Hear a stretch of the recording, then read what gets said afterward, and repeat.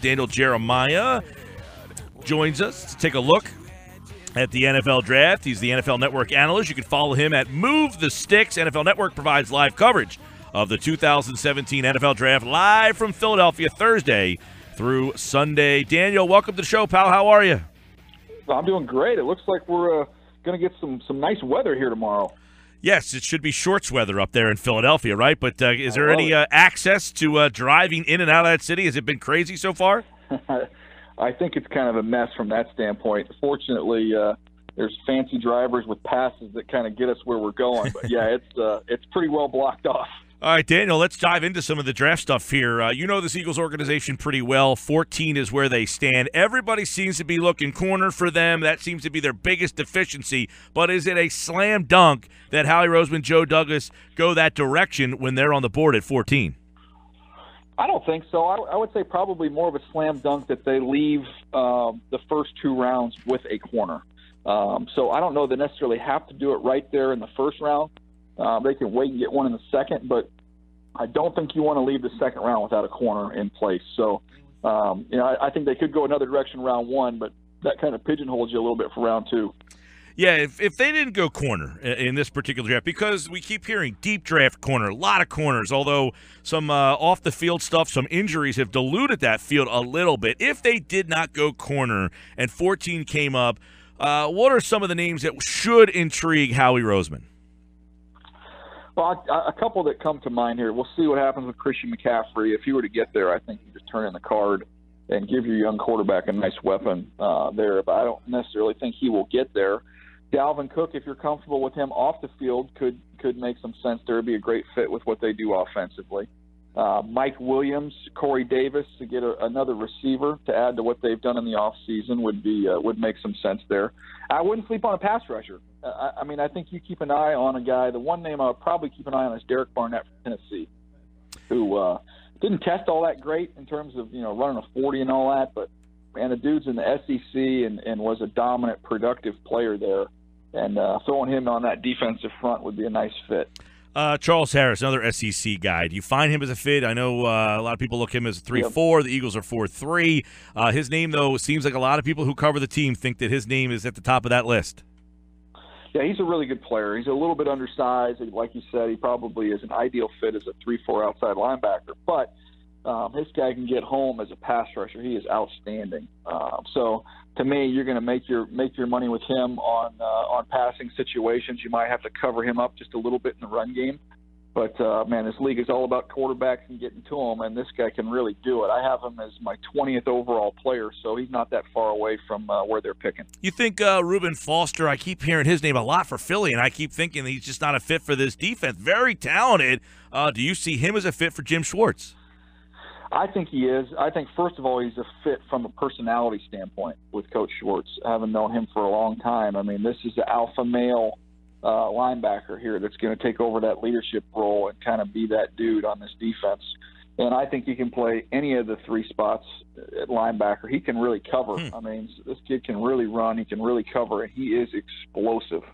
So, to me, you kind of, I compare him to a Bobby Wagner type in terms of that type of impact. And, we've seen Luke Kuechly, what he's done and the impact he's made. So linebacker, not a sexy position, but you get some of these rare players, which I think Reuben Foster is one of them. Man, they can make a difference. Daniel Jeremiah, NFL Network analyst. Follow him at Move the Sticks. NFL Network has live coverage from the draft Thursday through Saturday. Daniel, wideout, when we started this process before free agency, that seemed to be the home run spot for Philly. Then they got Jeffrey. Then they got Torrey Smith. They already have Jordan Matthews. So there is some talent at that spot, unlike last year. But you mentioned Mike Williams, Corey Davis, John Ross. If those guys are at 14, are they too hard to pass up? I would take the first two. I would take Corey Davis or I would take Mike Williams. I probably would be a little bit more interested in trading down for Corey Ross for John Ross if I was going to do that. But I think the first two guys, man, first of all, you don't have a long-term deal there with Alshon Jeffrey. You know how long he's going to be there. So to me, getting a guy that you can pair up with him immediately and then could eventually be his replacement and starting off with a couple big tall trees out there, man, that'd be a nice option for your young quarterback. And then you got Torrey Smith who can stretch the field and you've got a couple tight ends to go along with Jordan Matthews. Now you talk about altering the look of your offense. They'd be ready to roll. If you're in a front office, Daniel, what is happening right now with Garyon Conley? It's a mad scramble drill. You've got your security folks talking to all the law enforcement folks in Ohio and Cleveland, trying to use their connections to get as much information about this situation as possible. You've got your scouts that have relationships at the school at Ohio State, doubling down and checking every single source to find out if there's something that you've missed on this kid from a background perspective. And then you're just trying to get together with all this information that you can and see if you can complete the picture here. I just think it's going to be a challenge to get that all in place, with the draft less than 24 hours away. It's a mad scramble. How about Sidney Jones? Where do you see what's the right time to pull the trigger on him? I think the second round. I mean, it's not the injury you want as a corner. But to me, I think he's going to come back to health here. He'll be ready to contribute probably in the second portion of this upcoming season. I know there's been some optimistic reports out there, but I think realistically he's a PUP candidate, and you try and get him on the field the second half of the season. And if you can get close to what he was as an athlete in a corner at Washington, you get him in the second round, you're still getting a first-round player. I mean, he was pretty much a lock to go in the top 15. I mean, he was as smooth and as fluid as any corner in this draft class. So, I think that's probably where you see it happen round 2. He was the guy I loved at 14 for Philly, Daniel Jeremiah. You worked at Philly.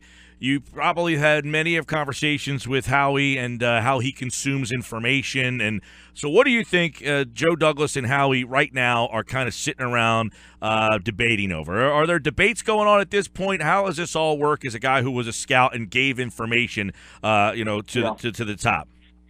Yeah, the way it works is the order of the players is done. So, and a lot of people thinking like, oh, are they moving this guy up or moving that? No, the order is set. So you'll have your list from 1 to 150 of how you rank these players.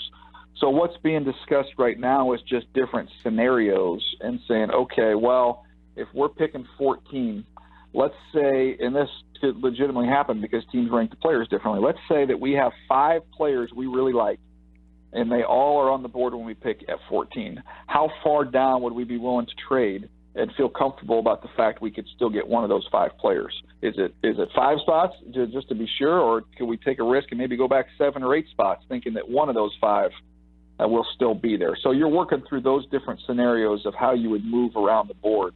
But in terms of how you rank the players, that's all done. Howie likes to move, right? He likes it. He's trying to make trades. To move. Right? He likes it. He likes to make trades. I'll be surprised if they just sit and pick at 14. I'll tell you what, tasty cakes are on me. Daniel Jeremiah is with us here. 2 more for you before we let you run. Who drops in this draft? Not the guys who have off-the-field issues, but who's a player that falls down farther than people think? Keep an eye on Jonathan Allen, just with some medical stuff from Alabama. He's a great player, but he could slip a little bit. And the other one, who I'm just fascinated by, Corey Davis, I have him way up there. He's the 10th player for me from Western Michigan, the receiver, but was unable to run a 40 because of an ankle injury, so maybe that causes some unease with some teams. He's going to be fully healthy here in just a matter of weeks, but he'd be another one I just keep an eye on. I'm a big fan of his. I get a lot of people don't agree with me.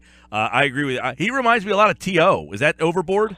Yeah, that's my comparison. When he gets picked on, Thursday night, and if you're tuned into NFL Network, we'll roll that tape because that was my comp for him. Who goes too high? Who's the guy that you're not a fan of that's going to go too high? Well, I just think Patrick Mahomes from Texas Tech he's got a lot of talent, but he is so raw and so far away. There's talk he could go in the top 15, so that to me is a little bit rich and it'd be getting overdrafted just a little bit. Daniel Jeremiah, NFL Network analyst. You can follow him at Move the Sticks, one of the best follows for the NFL Draft. NFL Network providing live coverage of the draft from Philadelphia starts tomorrow through Saturday. And when Corey Davis makes that pick, think of this conversation here on the Sports Bench. Daniel, appreciate the time, pal. All right, happy draft, and I'll catch up with you later.